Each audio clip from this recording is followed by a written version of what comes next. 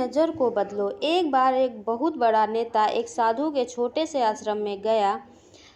वह साधु के बारे में बहुत सुना था, तो उसके मन में आया कि मैं एक बार जा कर के देखता हूँ कि लोग उसकी इतनी तारीफ़ क्यों करते हैं। जब वह उस आश्रम में गया तो वहाँ पर एक छोटा सा कमरा था जहाँ पर एक कालीन बिछा हुआ था। वहाँ पर कुछ लोग नीचे बैठे हुए थे और साधु जी सामने बैठे हुए थे। कुछ सवाल जवाब चल रहा था। वह नेता उस आश्रम में आया और उस नेता के साथ में 4 बॉडीगार्ड भी थे और उसकी यह आदत थी कि जहाँ पर भी वह जाता था लोग अपनी जगह से खड़े हो जाते थे और उसकी तरफ देखते थे, हाथ जोड़ते थे और सर झुकाते। लेकिन यहाँ पर ऐसा कुछ भी नहीं हुआ। साधु व्यस्त होने के कारण उसकी तरफ देखा तक नहीं। तभी नेता को लगा कि यह मेरी बेइज्जती है और वह इस बात से गुस्सा हो गया कि नेता ने थोड़ा गुस्से से साधु की बात को बीच में काटते हुए कहा कि मैं आपसे कुछ कहना चाहता हूँ। साधु ने उसकी तरफ देखा और बोला, आप थोड़ी देर रुकिए, पहले मैं इनके सवाल का जवाब दे दूँ, उसके बाद मैं आपसे बात करता हूँ। तब तक आप अगर चाहे तो आप बैठ सकते हैं। बस साधु का इतना कहने की ही देरी थी कि नेता का चेहरा गुस्से से लाल हो गया और फिर उसने अपना सारा गुस्सा उस साधु पर निकाल दिया। अभी तक वह नेता बहुत तमीज़ से आप कहकर बात कर रहा था, लेकिन अब वह तू तड़ाक पर उतर आया। नेता ने उस साधु को कहा, तुझे पता भी है मैं कौन हूँ और तू किससे बात कर रहा है?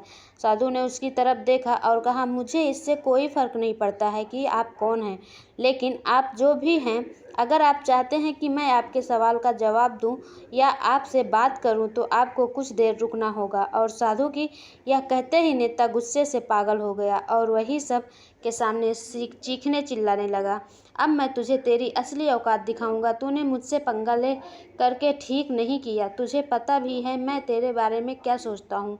साधु ने फिर से नेता की तरफ देखा और बड़े ही प्रेम से कहा कि मुझे इससे कोई फ़र्क नहीं पड़ता कि आप मेरे बारे में क्या सोचते हैं। आप जो चाहे वह मेरे बारे में सोच सकते हैं।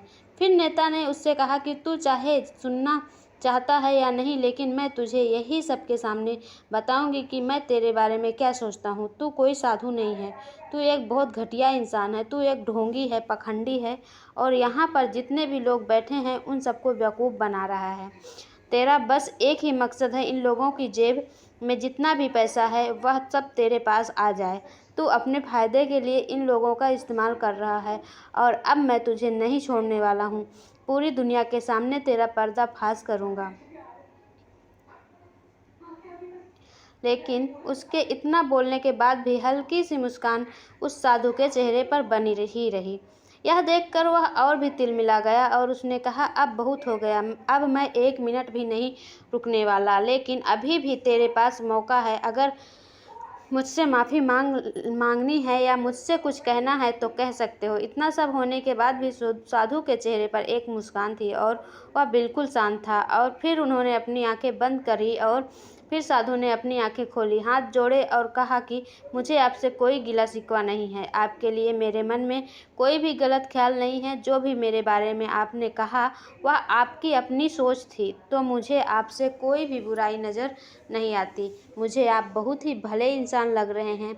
और साधु के इतना कहते ही नेताजी का दिमाग 7वें आसमान पर पहुंच गया। उसके चेहरे पर एक अजीब सी खुशी थी, क्योंकि उस साधु ने वही कहा जो बाकी सब लोग उस नेता को कहते हैं। और वह खुशी उस आश्रम से अपने घर की तरफ चला गया और जा कर के अपने पिताजी के साथ में बैठ गया। उसके पिताजी ध्यान में थे। उन्होंने पूरी ज़िंदगी सिर्फ लोगों की सेवा करी और बदले में कुछ भी उम्मीद नहीं किया। तो थोड़ी देर बाद जब उन्होंने अपनी आंखें खोली और देखा अपने बेटे को अपने साथ बैठे हुए, तो उनके बेटे के चेहरे पर आज एक अजीब सी खुशी थी जो आज से पहले उन्होंने कभी नहीं देखी थी। फिर उसने एक एक करके सब कुछ बताया कि आज क्या हुआ, किस तरह से वह आश्रम गया और वहाँ पर क्या हुआ, उसने क्या कहा और साधु जी ने क्या कहा। जब उसके पिता ने पूरी बात सुनी तो थोड़ा सा मुस्कुराए और अपने बेटे को देख करके बोले कि उन्होंने तुम्हारी तारीफ़ नहीं करी, क्योंकि उन्होंने वह नहीं कहा कि जो तुम हो, उन्होंने वो कहा जो वह खुद है। और तुमने जो भी कुछ उनकी उनको कहा, वो नहीं कहा कि जो वो है, बल्कि तुमने वह कहा जो तुम खुद हो। यही बात वेदों में भी कही गई है, यतः दृष्टि तथा सृष्टि। यह दुनिया तुम्हें वैसी ही दिखती है जैसे कि यह दुनिया है, यह दुनिया वैसी दिखती है तुम्हें जैसे तुम खुद हो। जिसकी नज़र जैसी, उसके लिए यह दुनिया वैसी ही है। तो अगर तुम अपनी दुनिया को बदलना चाहते हो तो उसका सिर्फ एक तरीका है, अपनी नज़र बदलो।